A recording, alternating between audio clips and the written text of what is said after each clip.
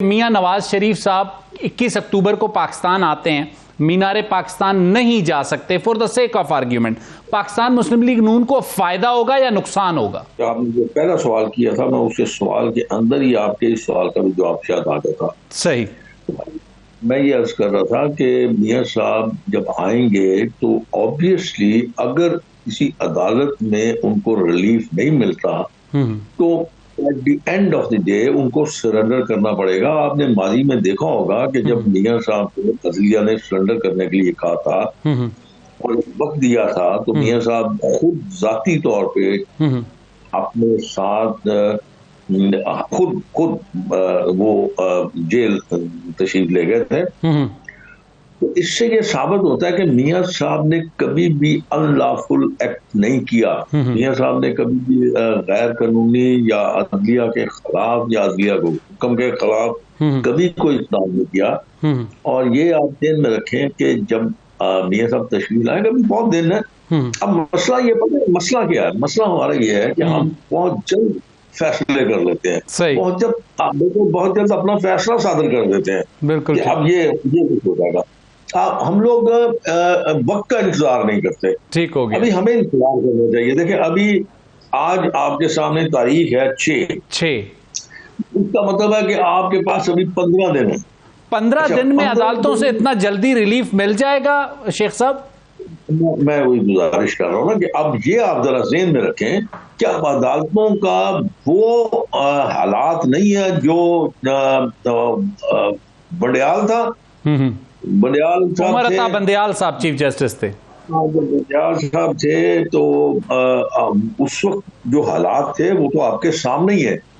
एक खास बड़े मुजरम को जब आप good to see you and जब आप ये कहें कि गुड लक और पता नहीं क्या क्या क्या क्या ब्ला ब्ला कहते थे, तो वैसे वो कहते हैं उन्होंने शहबाज शरीफ साहब और बिलावल को भी यही कहा था जब वो आए थे। मैं ये गुजारिश कर रहा हूँ ना, आप जरा समझने की कोशिश कर लें कि जब आज लोग जो देख रहे हैं वो देख रहे हैं कि कानून की बालादस्ती आहिस्ता आहिस्ता होती जा रही है। ठीक है।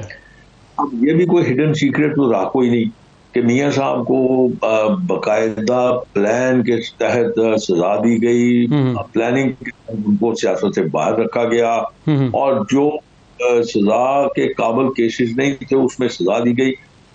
अब ये डिपेंड करता है कि मियां साहब आके अपने लिए कोई रिलीफ किसी अदालत से मांगते हैं, हाई कोर्ट से मांगते हैं, सुप्रीम कोर्ट से मांगते हैं, इस्लामाबाद हाई कोर्ट से मांगते हैं। इस्लामाबाद उसूली तौर पे उन्हें इस्लामाबाद हाई कोर्ट जाना है शेख रोहेल असगर साहब? नहीं सर, नहीं, इस्लामाबाद हाई कोर्ट की जुरिडिक्शन नहीं होगी क्योंकि मियां साहब तशरीफ लाएंगे लाहौर और जुडिशन। लेकिन सर मरियम नवाज साहिबा को जो रिलीफ मिला था वो इस्लामाबाद हाई कोर्ट से मिला था बतौर शरीक मुलजिमा इस केस में जिसमें मियां साहब को सजा हुई थी। नहीं सर, मैं आपको गुजारिश कर रहा हूँ जहां पे आप उतरेंगे, जिस जगह पे उतरेंगे उसी जुरिडिक्शन में जाएंगे ना आप रिलीफ करेंगे। ठीक। तो हाईकोर्ट आपको रिलीफ देती है, पंजाब की हाईकोर्ट आपको रिलीफ देती है, उसके बाद आप पेश हो जाएंगे। उसको आप हिफाजती जमानत भी कहते हैं ना। तो बस इसके लिए मेरा अपना ख्याल है कि हमें थोड़ी देर इंतजार करना चाहिए। वक्त के साथ साथ सारी चीजें जो है वो आपके सामने आ जाएगी। एक ख्याल शेख रोहेल असगर साहब, एक ख्याल ये भी मौजूद है कि मियां नवाज शरीफ साहब की इंतखाबात की डेट की अनाउंसमेंट से पहले वापसी एक गलत फैसला हो सकता है। आपको ऐसा लगता है? क्या जी?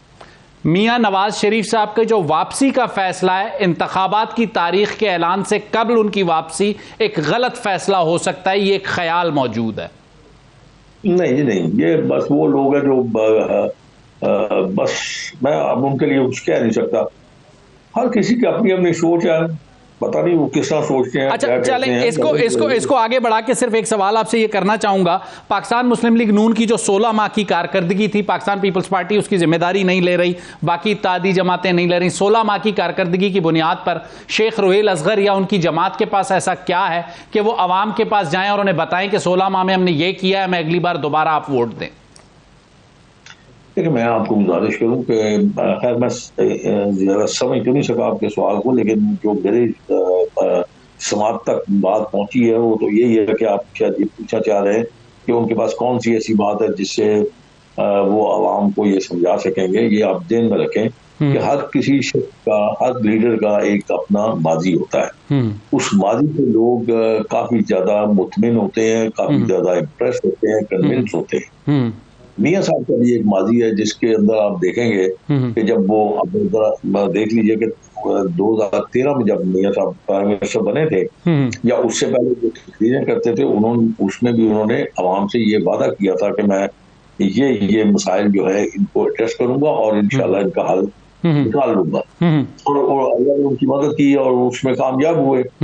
आज भी वो जो चीज लेके आएंगे, मैंने आपको अर्ज किया ना पहले भी कि ये चीज उनके दिलो दिमाग में है कि उन्होंने अपने अवाम के साथ क्या वादा करना है, अवाम के साथ क्या बात करनी है और क्या उन्होंने वो तस्वीर दिखानी है अवाम को जो अवाम के फायदे के लिए होगी, मुल्क के फायदे के लिए होगी।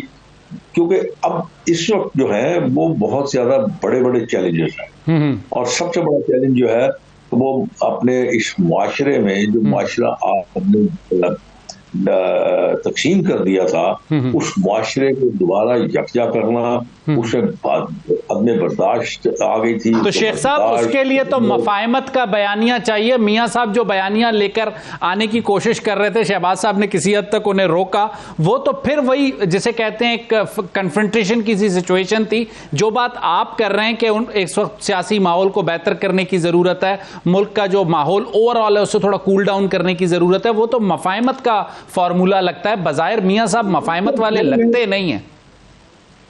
मैं आपको गुजारिश करूं, जिस वक्त सियासी माहौल पैदा होता है ना, उसमें इस किस्म के हालात पैदा हो जाते हैं। हर सियासी जमात ने अपनी सियासत करनी है, अपनी जमात की सियासत करनी है, अपने मैनिफेस्टो की सियासत करनी है। तो इसलिए ये भी इस वक्त ये भी बहुत जल्द है ये कि आपको फैसला करेंगे जी कि आपने क्या माहौल पैदा करना। हाँ, ये हो सकता है कि जब इलेक्शन शुरू होगा या इलेक्शन महंग होगी, उसमें जाके आप बहुत सारी चीजें जो है उसमें आप तब्दीली देखेंगे। अच्छा, आखिरी मिनट है शेख साहब, एक सवाल आपके सामने रखूंगा।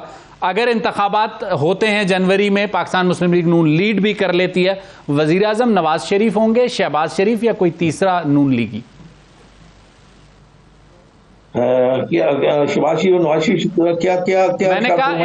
मैंने कहा इंतखाबात की सूरत में वजीर आजम नवाज शरीफ होंगे, शहबाज शरीफ या फिर कोई तीसरा मुस्लिम लीग नून का रहनुमा? बड़ा सादा सा जवाब है इसमें, बड़ा सादा सा, बिल्कुल सीधा सादा सा। ठीक है, ये भी आप माजी में देख लें कि मियाँ शहबाज शरीफ साहब होते हुए, मरियम बेटा के होते हुए भी मियाँ साहब ने फैसला किया कि इस मुल्क के जो वज़ीर आज़म होंगे शाहजहां अब्बासी होंगे, बेशक वो किसी और रास्ते पे निकल गया। तो इसका मतलब है कि मियाँ साहब का फैसला जो है वो आप तस्दीक कर रहे हैं कि खाकान साहब किसी और रास्ते पे निकल गए जी? आप तस्दीक कर रहे हैं कि शायद खाकान साहब किसी और रास्ते पे निकल गए? बातों से अंदाजा लगाता हूँ मैं, मुझे मेरे साथ उसने कोई ऐसी कोई क्या कहते हैं दिल की बात तो उसने मेरे साथ शेयर नहीं की। मैं तो उसके व्यवहार से अंदाजा लगाता हूँ। अब मैं तो नहीं समझ सका कि वो कौन सी सियासत कर रहा है, किस सोच का हामिल है। अब वो भी बता देगा 2 साल 10 दिन के अंदर कोई चीज आया या हो जाएगी।